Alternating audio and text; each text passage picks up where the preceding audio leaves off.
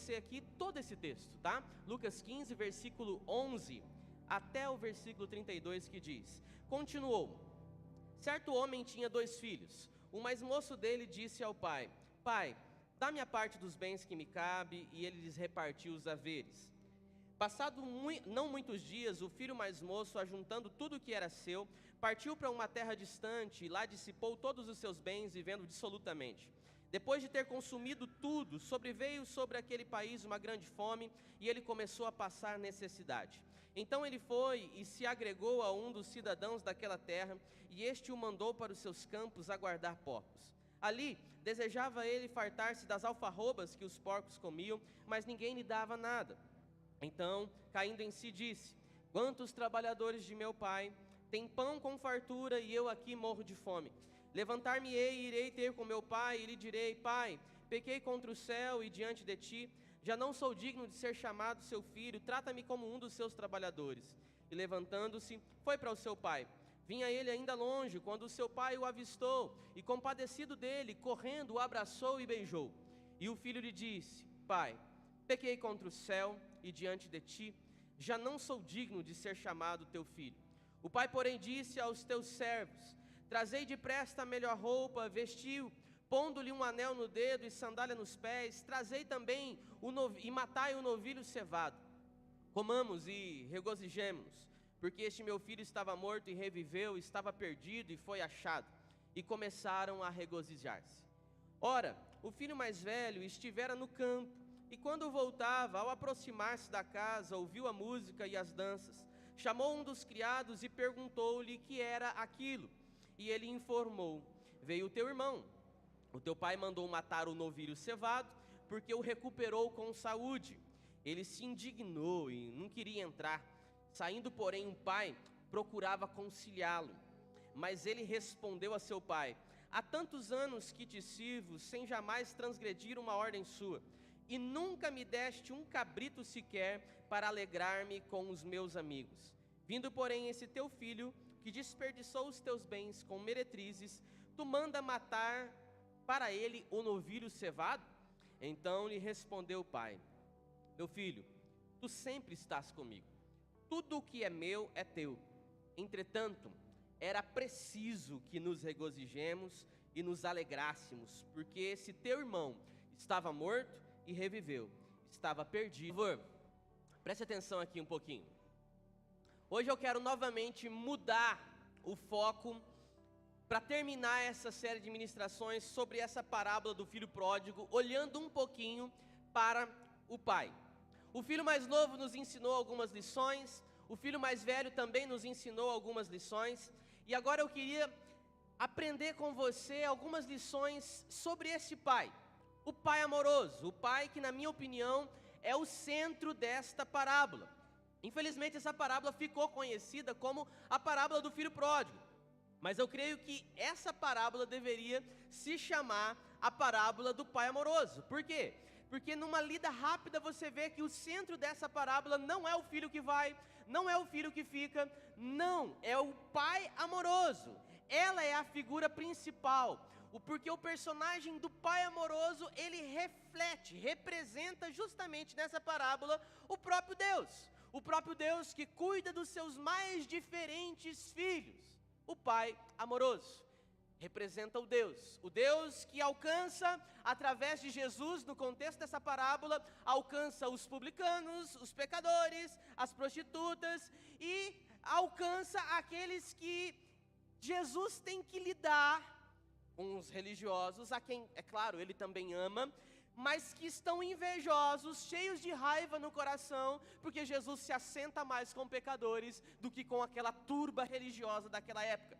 E aqui, Deus que se mostra como esse pai amoroso, bondoso, generoso, que representa a figura do próprio Deus, é Ele que nós olhamos nessa noite para entendermos e vermos o que é que o Senhor tem a nos ensinar através dessa figura. Irmãos, fica claro para nós aqui, que esse pai que espera o filho, que fala com o filho que está em casa, ele representa o amor de Deus. É evidente para nós que o filho mais novo representa, naquele contexto das parábolas, os publicanos, os pecadores que Jesus está alcançando justamente no seu ministério. é evidente que o filho mais velho representa esses religiosos, fariseus, saduceus, escribas, que ficam com seus corações cheios de ódio, quando olham para Jesus, dando mais atenção aos publicanos, aos pecadores, do que justamente para eles, religiosos, que eram acostumados a ter a maior atenção. Mas note, deixa sua Bíblia aberta, porque nós vamos voltar a ler esse texto novamente. Note que o desafio para esses religiosos, que no contexto dessa parábola estavam ouvindo Jesus contar essa parábola, não era se comportar como o filho mais velho. O desafio para esses religiosos não era também ter que se comportar como o filho mais novo, mas o desafio para esses publicanos, para esses pecadores, para esses escribas, fariseus e todos os ouvintes dessa parábola de Jesus, era que eles deviam se comportar como pai. Como pai dessa parábola. Por quê? Porque o próprio Jesus está se comportando nesse contexto justamente como pai. Por quê? Porque ele aprendeu com o seu pai que tinha que ser amoroso. A lição que Jesus deixa é que tanto aqueles que chegam, ou tanto aqueles que já estão, todos eles devem se comportar como o pai dessa parábola. Porque o pai é aquele que acolhe a todos. O próprio Jesus disse: sede perfeitos, porque perfeito é o vosso Pai. Então eu gostaria de fazer com você nessa noite, é observar algumas características deste Pai, e pensar do texto algumas lições extraordinárias, sobre como deve ser o nosso comportamento nesta vida, como deve ser e como deve ser o norte dos nossos relacionamentos nesta terra. Que lições esse pai nos ensina? Como é que nós devemos nos comportar? Que lições esse pai amoroso pode ensinar para você e para mim nessa noite? E a primeira lição que eu queria compartilhar com você rapidamente é que esse pai é um pai que está sempre pronto a perdoar. É um pai que está sempre pronto a perdoar. Perceba o que está acontecendo nesse texto. Olha só, o filho mais novo, ele está vivendo uma situação terrível, depois que ele tinha perdido todos os seus bens, esbanjou, gastou, torrou tudo. Como a gente viu na primeira ministração, chegou um momento que aquele moço caiu em si, ele fez um balanço da sua história, ele olhou para dentro de si e pensou: eu preciso de um recomeço, eu preciso recomeçar. E aí ele alimenta no seu coração esse pensamento: eu vou voltar para a casa do meu pai, porque na casa do meu pai até os trabalhadores têm comida com fartura, e eu vivo nessa desgrama toda. E eu vou chegar diante do meu pai e vou falar: pai, eu pequei contra o céu, pequei diante de ti, eu já não sou digno de ser chamado seu filho, trata-me apenas como um dos seus trabalhadores. E é isso que ele faz. Ele se levanta, ele vai disposto a dizer todas essas palavras, a cumprir essas palavras para o seu pai. Mas a Bíblia diz que quando ele chega, o pai o vê de longe. Grifa na sua Bíblia aí. O pai o vê de longe. E é muito interessante isso, porque o pai que vê de longe é o pai que está já aguardando na porteira o retorno do filho que se foi. E essa é justamente uma característica de Deus. Deus nos aguarda. Presta atenção. Deus nos aguarda. Deus não nos força, Deus não nos impõe, mas Deus nos aguarda. Ele aguarda o retorno do seu filho amado. Independente, por pior que o seu filho amado tenha se comportado, por pior que o teu filho tenha feito, o pai o aguarda. O texto diz que o pai o vê de longe. E ele, quando vê o filho, ele corre em direção do filho e o abraça. E o filho então começa a dizer o discurso que ele já no seu coração tinha combinado. Ele diz: pai, eu pequei contra o céu e diante de ti. Mas no meio da conversa o pai o interrompe e diz: traga o anel para o meu filho, vista uma boa roupa nele, coloque sandálias nos seus pés, veste ele com cara de filho, porque mesmo quando ele saiu daqui, para mim ele nunca deixou de ser o filho. O meu filho estava morto e reviveu, estava perdido e foi achado. Perceba, meu irmão e minha irmã, esse filho não encontra um pai rancoroso, esse filho não encontra um pai magoado, ele não encontra um pai pensando: ah, voltou, né? Seu Zé Ruela, agora você vai ver o que eu vou fazer com você. Estava separando um discurso para te dar, senta aqui, rapaz. Não, ele não encontra. Porque essa, infelizmente, é uma característica nossa.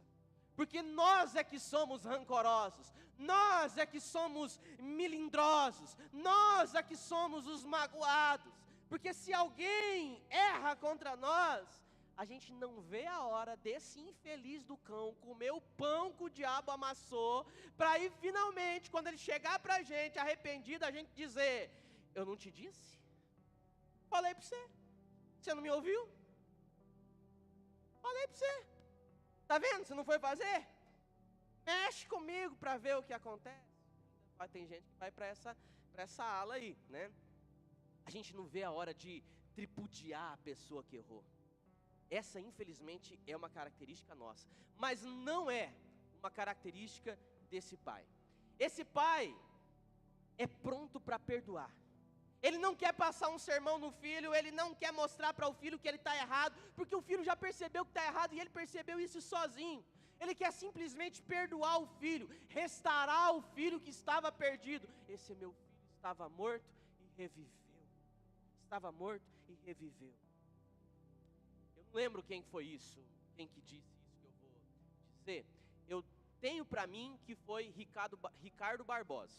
Não tenho certeza que foi Ricardo Barbosa, porque eu li há pouco tempo atrás um livro do C.S. Lewis, onde ele dizia algo semelhante a isso. Então eu estou em dúvida se foi C.S. Lewis ou se foi o Ricardo Barbosa. Mas eu tenho para mim quase certeza que foi o Ricardo Barbosa que ele disse isso. Mas o mais importante é o que ele disse. Ele diz o seguinte: lembra daquela situação onde Jesus avisou Pedro que ele iria negar a Jesus? E o Pedro falou: não, eu estou pronto para morrer para o Senhor. E Jesus falou: Pedro, antes que o galo canta, você vai me negar. E aí, dito e feito, Pedro foi lá, negou, se escondeu, fingiu que não era dos discípulos e tal.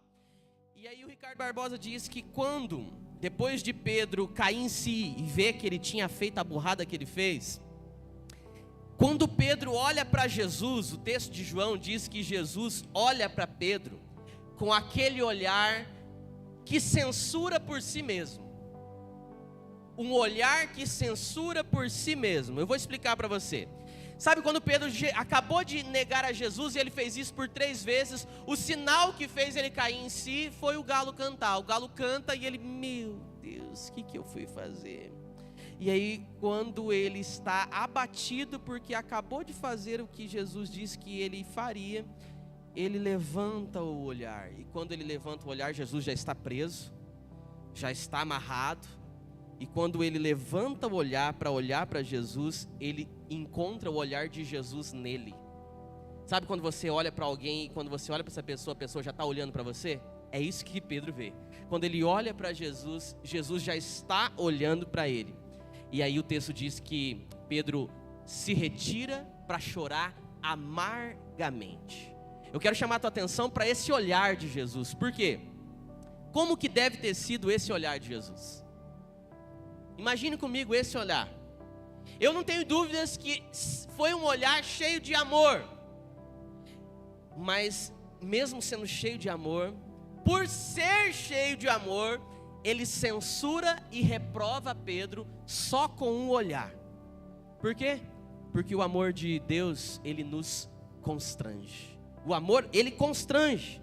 Você sabe que você errou e a pessoa que foi ofendida, ela te trata com amor. Ela olha para você com um olhar de amor. E isto é pior do que receber o maior sermão do mundo. Então Ricardo Barbosa diz assim: quando nós chegarmos no céu, estivermos diante do nosso Salvador, eu não acredito que Deus vai nos lembrar de tudo de errado que nós fizemos na vida, mas Deus vai nos abraçar e com o seu olhar de amor, Ele nos fará lembrar de tudo aquilo que nós fizemos de errado, sem que Ele precise dizer. E eu concordo com isso. E eu acho isso incrível. Como o olhar amoroso de Deus nos desnuda por completo. Quando Jesus olha para nós, as palavras não são mais necessárias. Por isso que o texto diz que aquele pai olha para o seu filho, corre na direção do filho, o filho quer verbalizar uma espécie de meia-culpa, mas palavras já não são mais necessárias. Ele manda que tragam tudo aquilo que havia lhe tirado dele e coloque nele novamente a identidade de quem ele era, que era ser um filho. Traz a roupa, traz o anel, traz a sandália, porque o meu filho estava morto e reviveu. Aquele pai não tem a necessidade de dar um sermão no filho, ele simplesmente abraça o filho e o seu abraço libera perdão. O seu abraço misturado com o choro daquele filho arrependido traz a cura da alma daquele menino. E essa é uma marca de Deus.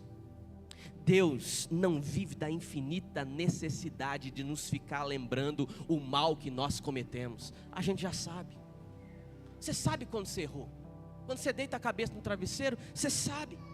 Deus é muito mais esse Deus perdoador. E a lição que Ele nos ensina aqui é que nós precisamos perdoar com muito mais rapidez. Aí tem que parar de ficar colocando condições para o perdão, porque o perdão que nós recebemos do nosso Pai não tem condição alguma.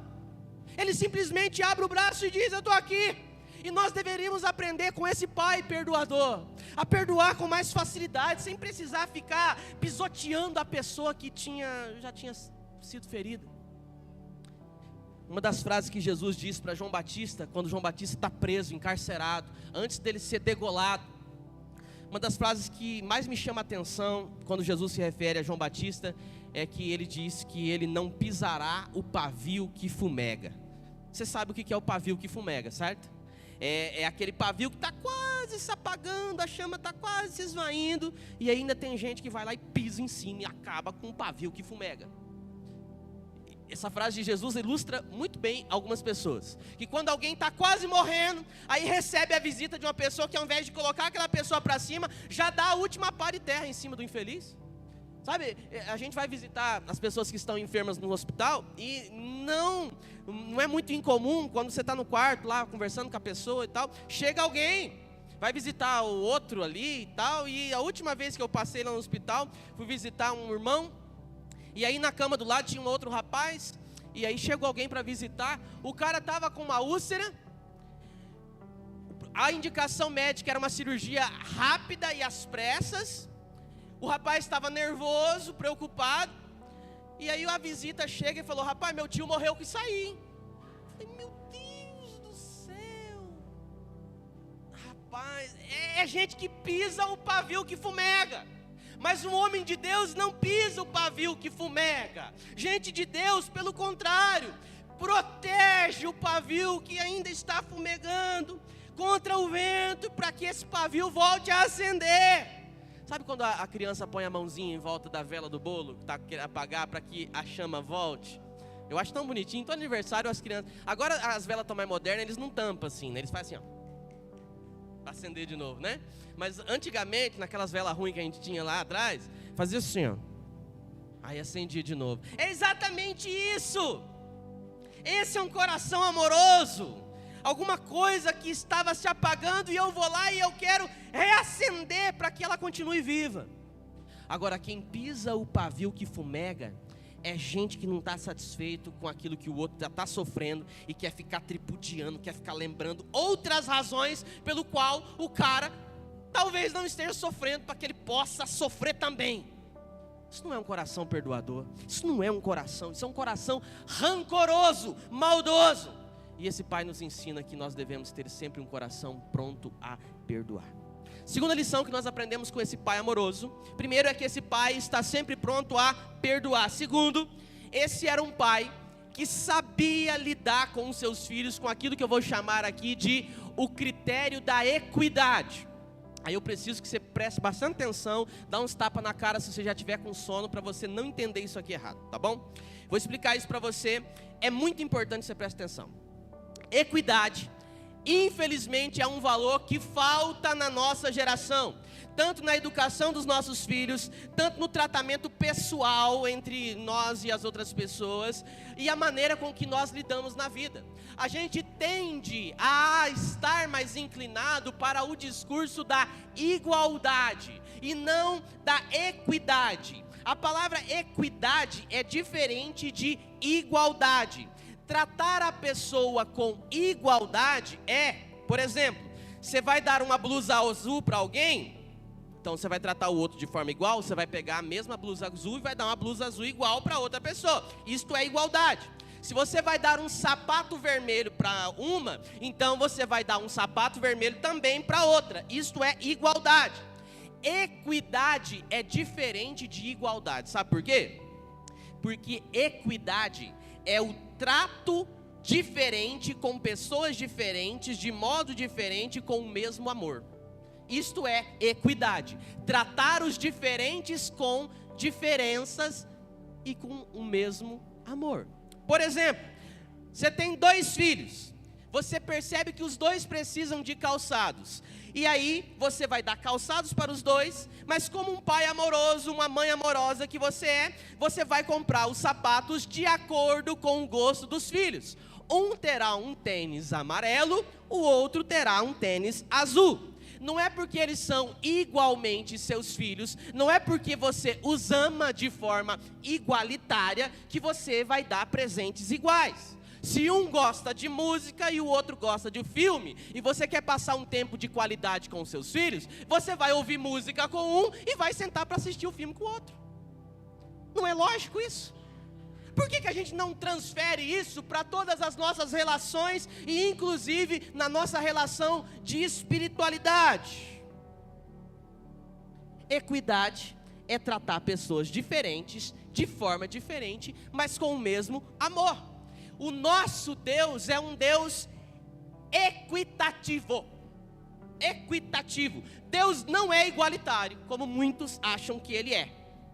Deus é, e eu vou usar a palavra aqui, que eu não sei nem se ela existe, a palavra equalitário. Deus é equalitário, ou seja, Deus trata os seus diferentes filhos de modo diferente, mas com o mesmo amor. Olha para esse pai da parábola. Para o filho que sai de casa, o que ele faz? Ele espera que o filho volte. O filho pegou a herança e sumiu. Para esse filho, o pai fica em casa e espera que o filho volte. Por quê? Porque esse filho funciona assim. E para o filho que fica lá fora e não quer entrar na festa, o que o pai faz? Vai atrás. Ó, 2 são filhos, os 2 são amados, mas para um ele espera que volte e para o outro ele vai atrás. Por quê? Por que ele vai atrás do primeiro? Por que ele não vai atrás do primeiro e ele vai atrás do segundo? Porque o primeiro ele precisa esperar que ele volte, mas o segundo ele precisa ir atrás, porque são 2 filhos diferentes. Porque se o pai faz da mesma maneira com ambos, ele não respeita as diferenças. Então, às vezes na base do amor, ele vai fazer com que um se sinta amado e o outro se sinta rejeitado. O nosso Deus é um Deus equitativo. Ele nos lida com equidade. Nós precisamos aprender de uma vez por todas a aplicar a equidade na nossa vida. Até para entender por que Deus nos dá algumas coisas que Ele não dá para outro, e o porquê que Ele dá algumas coisas para o outro e não nos dá para nós. Isso nos faz descobrir, meus irmãos, que o modo com que Deus trata a nossa vida é um modo único. Por quê? Porque Deus trata o ser humano de forma única. Deus não trata o ser humano em série. Deus não tem uma máquina de bênção que dá a mesma coisa para todo mundo de acordo com o apertar de um botão. Não, Deus não faz isso. Deus conhece e sonda o seu coração, sabe das suas necessidades mais íntimas, e Ele trata você como uma pessoa única, porque é isso que você é, uma pessoa única. Então Ele não te trata igual Ele trata o outro. Ele não trata o José igual Ele trata o Marcelo. Ele não trata o Samuel igual Ele trata a Marcela, porque são pessoas diferentes, mas igualmente amados por Ele. Deus te trata como uma pessoa única que você é. Equidade. Então, em nome de Jesus, passe isso adiante. Trate as pessoas diferentemente, porque elas são diferentes, mas trate-a com o mesmo amor. Aquela pessoa que você sabe que está precisando de uma palavra de incentivo, vai lá e incentive-a. Aquela pessoa que está precisando de uma palavra de cuidado, vai lá e cuide dela. Aquela pessoa que está precisando de um tabefe na orelha para ver se acorda para a vida, dá-lhe um tabefe na orelha para ver se ela acorda para a vida. Mas tudo isso com amor. Há uma palavra do Blaise Pascal, um filósofo francês, que eu gosto muito, quando ele diz assim: se alguém se rebaixa, eu o gabo. Se alguém se gaba, eu o rebaixo. Assim faço sucessivamente, até mostrar para essa pessoa o monstro incompreensível que ela é. Eu acho isso fantástico. Vou repetir. Se alguém se rebaixa, eu gabo. Se alguém se gaba, eu rebaixo. E assim faço sucessivamente até mostrar para essa pessoa o monstro incompreensível que ela é. Perceba. Tratar diferente os diferentes. Tratar diferente os diferentes. Se as pessoas estão se gabando, eu tenho que ser sincera com ela. Meu irmão, volte à humildade. Esse caminho teu é meio perigoso. Dá uma baixadinha na bola, dá uma seguradinha, não tá com essa bola toda. Se a pessoa tá no fundo do poço, eu não vou lá tampar o poço, eu vou lá tentar levantar ela, colocar ela para cima em nome de Jesus. Não pise o pavio que fumega. Tratar os diferentes com diferença. O pai dessa parábola, ele é igualitário, ele não trata todos os filhos iguais, do mesmo jeito, mas com o mesmo amor. Equidade é ter um amor igual, com atitudes diferentes, para atender as necessidades diferentes de pessoas que também são diferentes. Esse pai é equitativo. Eu acho que a gente pode aprender muito nos nossos relacionamentos. Isso não vale apenas para a criação dos nossos filhos. Não dá para você tratar a ferro e a fogo todas as pessoas que estão ao seu redor. Ah, mas eu sou assim, mas o irmão que está do teu lado não é assim. Eu recebo as informações assim, mas a pessoa que está do teu lado não recebe assim. Se fosse fácil se relacionar, não tinha tanta gente tão mal na vida. Nós temos o desafio de vivermos numa vida com equidade, porque essa é uma característica do nosso Deus. Terceira lição que nós aprendemos com esse pai amoroso, e com essa lição eu encerro a nossa ministração de hoje, encerro essa ministração sobre a parábola do filho pródigo, uma parábola tão rica e tão linda. Terceira lição que o pai nos ensina é que pessoas são muito mais importantes do que posses. Primeira lição, esse pai nos ensina que é sempre importante perdoar de imediato. Perdoe rapidamente, não tripudie a pessoa que já está no fundo do poço, perdoe.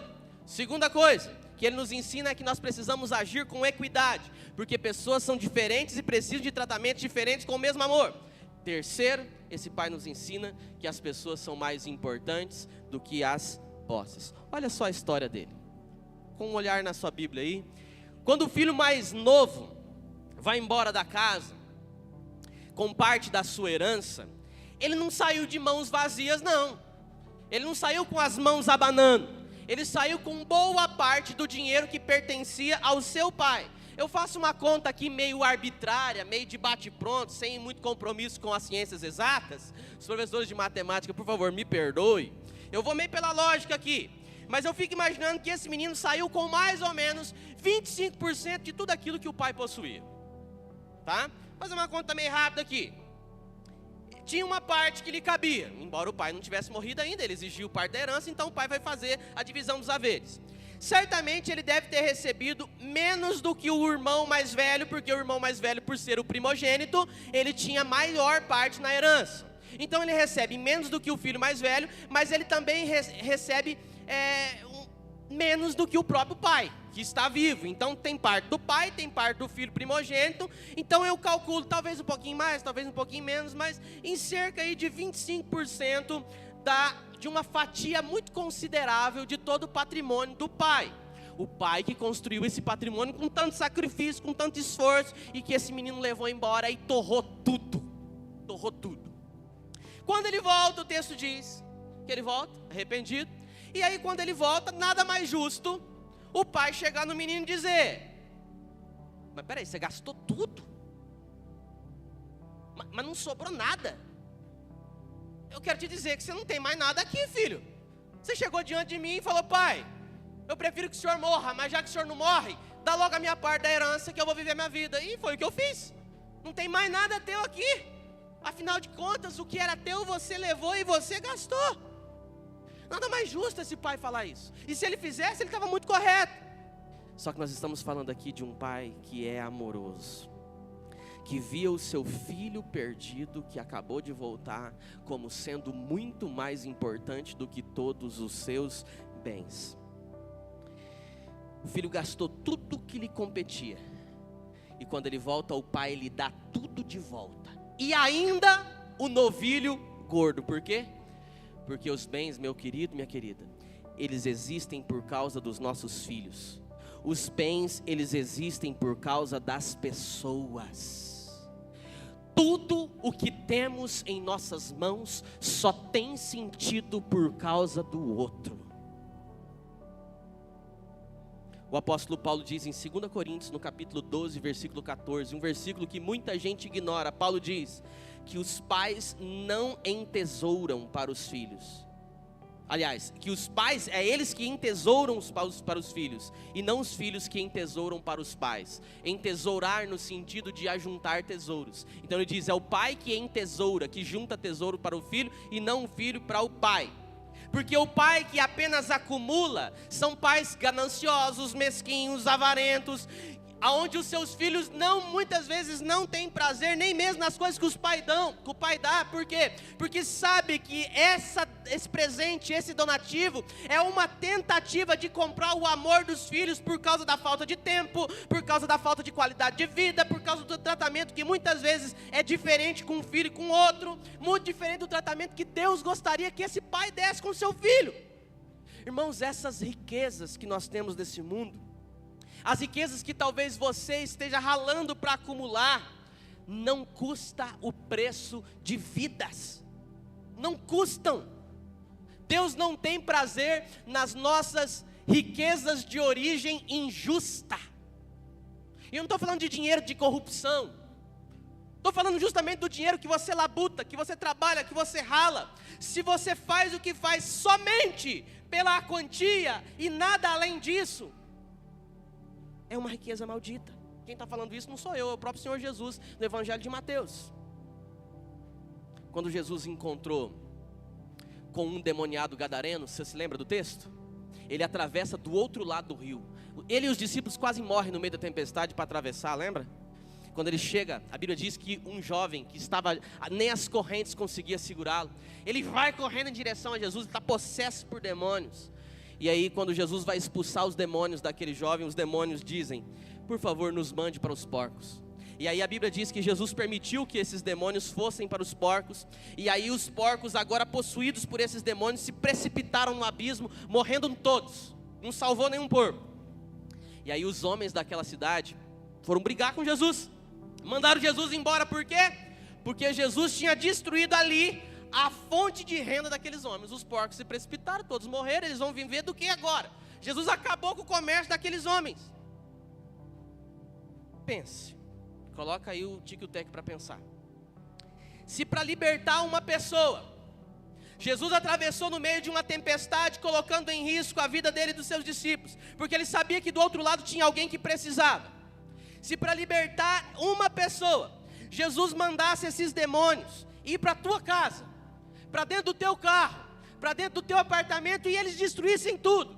Claro, calma, isso não vai acontecer, eu estou simplesmente usando um exemplo bem esdrúxulo aqui.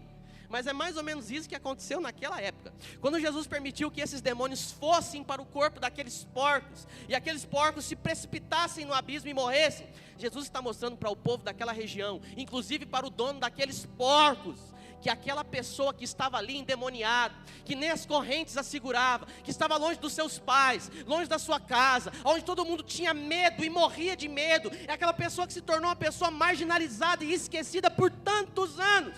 Essa pessoa era muito mais importante do que todos aqueles porcos, do que todas aquelas rendas, do que todos aqueles bens, do que todos aqueles patrimônios que aquelas pessoas tinham, porque olhavam para os porcos, cuidavam dos porcos, mas não cuidavam daquele menino possesso por demônios. Você está entendendo, amém ou não amém? Jesus está dizendo aqui, que uma vida vale mais do que o mundo inteiro, uma alma vale mais do que o mundo inteiro. Quando o diabo ofereceu a Jesus todas as riquezas desse mundo, lembra? Mateus capítulo 4, Jesus passou por 40 dias de jejum, no final do 40º dia ele teve fome, chega o diabo para tentar Jesus, e você lembra que uma das tentações foi que o diabo chegou diante de Jesus e lhe apresentou todos os bens, as glórias e os reinos desse mundo, e o diabo pediu para Jesus apenas uma coisa. O que ele pediu? A alma dele em troca. Simplesmente eu quero que você se dobre e me adore. O que Jesus disse para Satanás? Não. Por quê? Porque a alma de Jesus, a sua alma valia muito mais do que o mundo inteiro proposto pelo diabo. Presta atenção, Jesus não se dobra diante de Satanás em Mateus 4, porque a sua alma valia mais do que o mundo inteiro.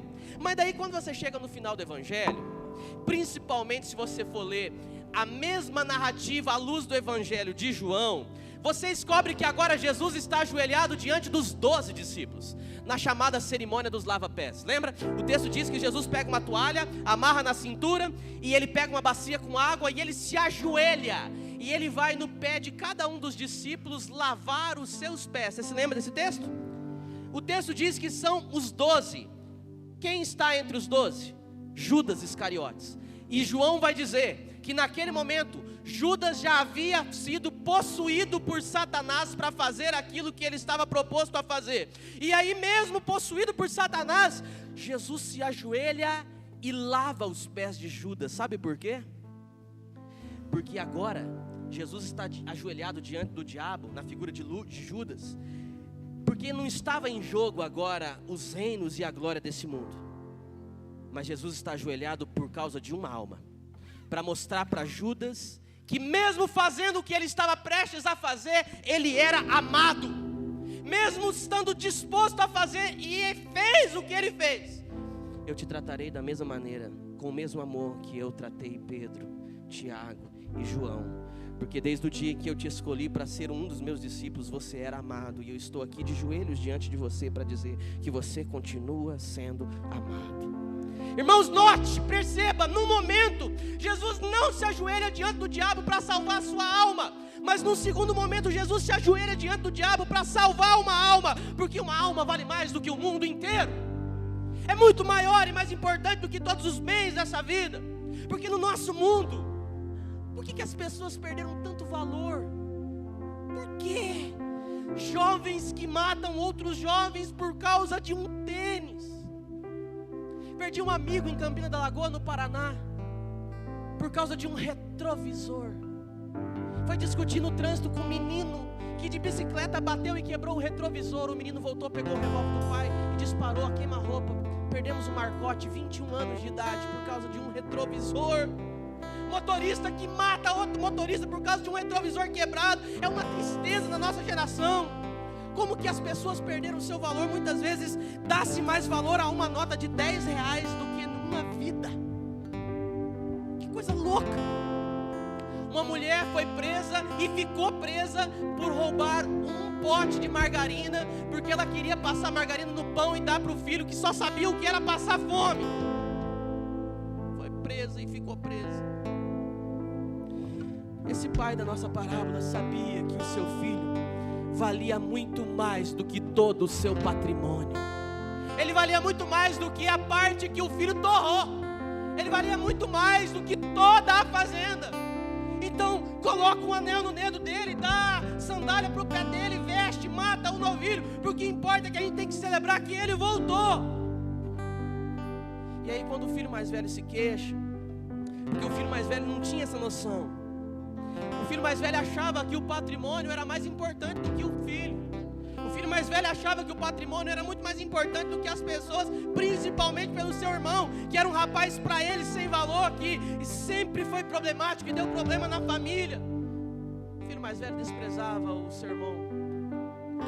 Quando aquele filho que não quer entrar na festa reclama para o pai, dizendo: pai, eu não tenho nenhum cabrito, o senhor nunca me deu nenhum cabrito para se alegrar com os meus amigos. O que o pai fala é emblemático. O pai fala: filho, tudo que eu tenho é teu. Você não precisa me pedir permissão. Você festeja com seus amigos quando você quiser, porque tudo que eu tenho é seu. Que frase maravilhosa! O que é meu é seu. Esse pai não tem patrimônios particulares. O que ele tem para todos. Irmãos, esta é a verdadeira mordomia cristã ensinada no Novo Testamento. O que a gente tem não é nosso. O que a gente tem não é posse nossa. O que a gente tem pertence a Deus. E Deus coloca na nossa mão para a gente usar aqui com sabedoria, da maneira que melhor abençoe o maior número de pessoas. Deus coloca o que você tem nas suas mãos para que você possa abençoar mais e mais. Não para que você acumule, junte, se torne uma pessoa obcecada por riquezas e tesouros. Lembra o que a Bíblia diz?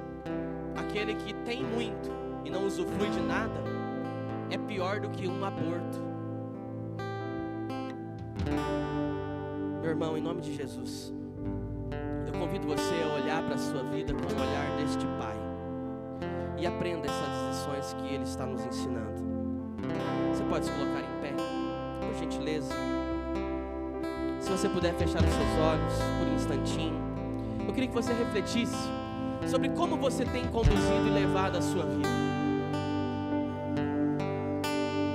Você tem olhado para os seus relacionamentos com o olhar do Pai amoroso? Tem liberado perdão sempre com muita facilidade? Porque esse Pai nos ensina que pessoas são muito mais importantes do que bens. Pessoas são muito mais importantes do que coisas. E se você rompeu com um relacionamento com alguém por causa de uma coisa, Deus te chama nessa noite a se reconciliar com essa pessoa. Porque a vida, o coração dela é muito mais importante do que isso que você perdeu ou possa perder. Vidas são mais importantes do que coisas. Esse Pai nos ensina que uma vida vale mais do que o mundo inteiro, e que para Deus também uma alma vale mais do que todos os reinos e glórias desse mundo. Esse Pai nos ensina que nós devemos tratar os nossos relacionamentos com base no princípio da equidade, tratar os diferentes com o mesmo amor.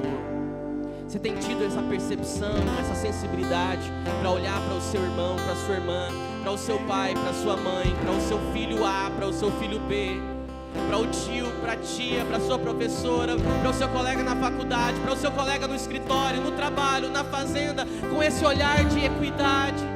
Não é porque você foi criado na base do pontapé e do ferro e do fogo que você tem que tratar todo mundo assim. Tem gente que não aguenta o que você aguentou. Isso serviu para forjar o teu caráter, mas isso pode destruir o caráter de alguém. Então conheça a pessoa, viva com a pessoa, caminhe com a pessoa, ame a pessoa e trate-a com equidade. Tratar os diferentes com diferenças e com o mesmo amor. Esse Pai também nos ensina que nós devemos estar sempre prontos a perdoar. Como é que você tem cultivado o seu coração? A pessoa que te magoou, que te feriu, que falou o que não devia, que fez o que não devia, já liberou perdão para ela aí ou está esperando ela te procurar? Que pode ser que ela te procure hoje, pode ser que ela te procure amanhã, pode ser que ela nunca te procure, mas até quando você vai ficar amarrada com essa falta de perdão? Não adoeça o seu coração e nem o seu corpo físico por causa das doenças de alma. Libera logo esse perdão, procura logo essa pessoa, confesse, perdoe, deixa, se arrepende, abrace, ore junto, chore junto, sorria junto. Mas não vai para casa com essa falta de perdão, não. Não saia daqui sem liberar esse perdão, não. Ah, mas eu não dou conta. Então lembre-se que você tem um Pai amoroso que dá conta disso. Então peça para que Ele agora te ajude a olhar e a viver com esse olhar do Pai. Feche seus olhos, faça a sua oração enquanto nós cantamos.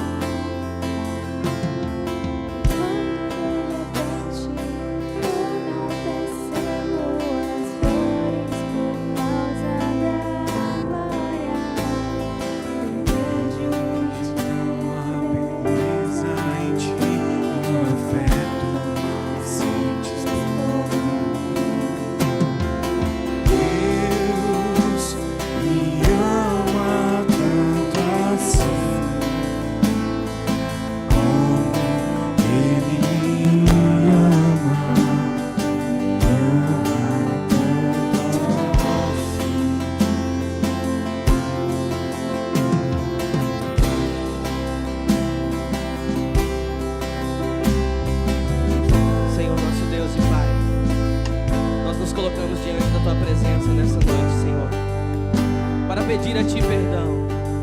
Perdão, ó Deus, por muitas vezes que nós deixamos, ó Deus, as mágoas, os ressentimentos alojarem-se no nosso coração. Por muitas vezes nós pisarmos o pavio que fumega. Perdoe-nos, ó Deus, por muitas vezes usarmos, ó Deus, de tripudiação àquele que foi ferido, que está sofrendo. Nos ajude, ó Deus, a partir de hoje a viver e a agir na nossa vida à luz desse Pai amoroso, que ilustra justamente o nosso Pai Celestial.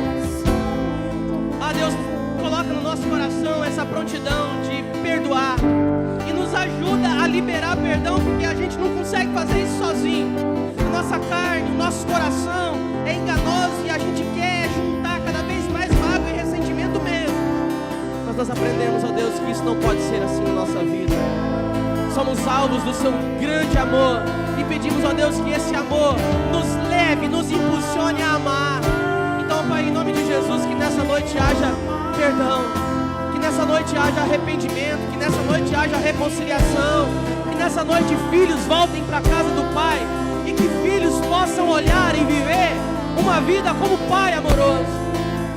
Ah, Deus, ajuda-nos a tratar, ó Deus, o nosso próximo com equidade e a valorizar muito mais as pessoas do que as coisas. Que assim seja na nossa vida, que assim seja na nossa comunidade, na nossa igreja, na nossa casa, em nome do Senhor Jesus. Que nós possamos viver como filhos amados do Pai, filhos que foram alvos do seu sacrifício para nos perdoar, para nos amar. Vamos cantar.